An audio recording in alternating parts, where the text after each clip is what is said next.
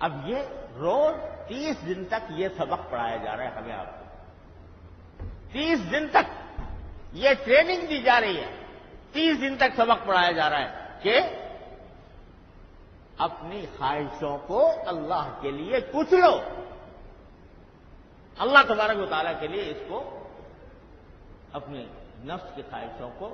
کچلو۔ اور جب نفس کی خواہش کچلتی ہے نا، جب دل پہ چوٹ پڑتی ہے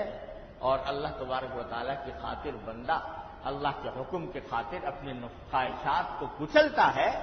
تو پھر اس سے زیادہ محبوب اللہ کو کوئی اور نہیں ہوتا۔ ان اللہ مع المنکسرۃ قلوبہم، حدیث میں آتا ہے کہ اللہ ٹوٹے ہوئے دلوں کے ساتھ ہے، اللہ ٹوٹے ہوئے دلوں کے ساتھ ہے، یعنی وہ دل جو کسی نے اللہ کی اطاعت کی خاطر اپنے دل پر چوٹیں ماری ہوں اور اپنی خواہشات کو کچلا ہو، اللہ کی معیت اس کو حاصل ہو۔ اقبال نے کیا خوبصورت بات کہی ہے، نہ بچا بچا کے تو رکھ اسے کہ یہ آئینہ ہے وہ آئینہ، نہ بچا بچا کے تو رکھ اسے کہ یہ آئینہ ہے وہ آئینہ، جو شکستہ ہو تو عزیز تر ہے نگاہ آئینہ ساز میں۔ جتنا یہ دل ٹوٹے گا، ٹوٹنے کے کیا معنی کہ اللہ کے لیے ٹوٹے گا، اللہ کا حکم کے لیے ٹوٹے گا، نفسانی خواہشات کو کچل کر ٹوٹے گا، جتنا یہ دل ٹوٹے گا اتنا ہی میرے مالک کو وہ عزیز ہوگا، اتنا ہی وہ میرے مالک کی نگاہ میں محبوب ہوگا کہ یہ دل میری خاطر ٹوٹا ہے، یہ دل اس نے میرے خاطر توڑا ہے۔ یہ کہہ کے کاسر ساز نے پیالہ پٹک دیا، اب اور کچھ بنائیں گے اس کو بگاڑ کے۔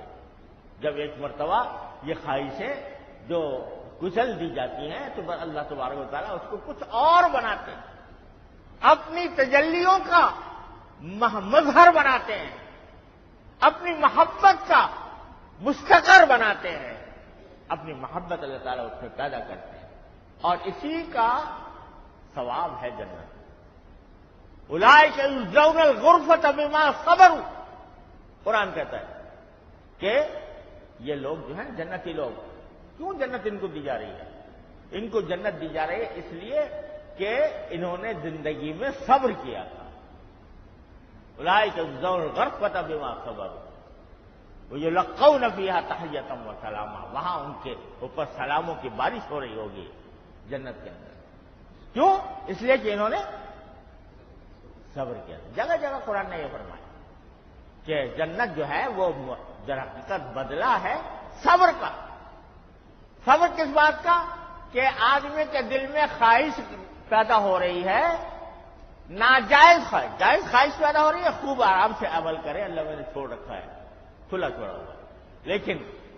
ناجائز خواہش پیدا ہو رہی ہے تو اس کو اسی طرح کچلنا جیسے کہ روزے کے اندر تم پانی کی خواہش کو کچلتے ہو،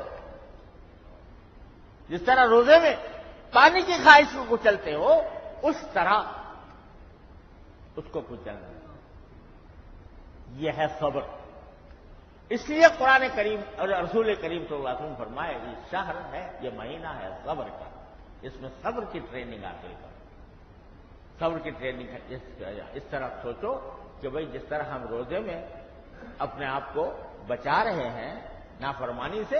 تو اپنی اور زندگی کے اندر بھی اپنے آپ کو نافرمانی سے بچائیں، چاہے دل کتنا ہی مچل رہا ہو، کتنی ہی دل میں خواہش پیدا ہو رہی ہو، تو اپنے نفس کو اس سے محفوظ رکھنے کی کوشش کر کے ان کو دبا دیں۔ بس یہ ہے سبق اور یہ ہے ٹریننگ جو رمضان کے اندر ہمیں آپ کو دی۔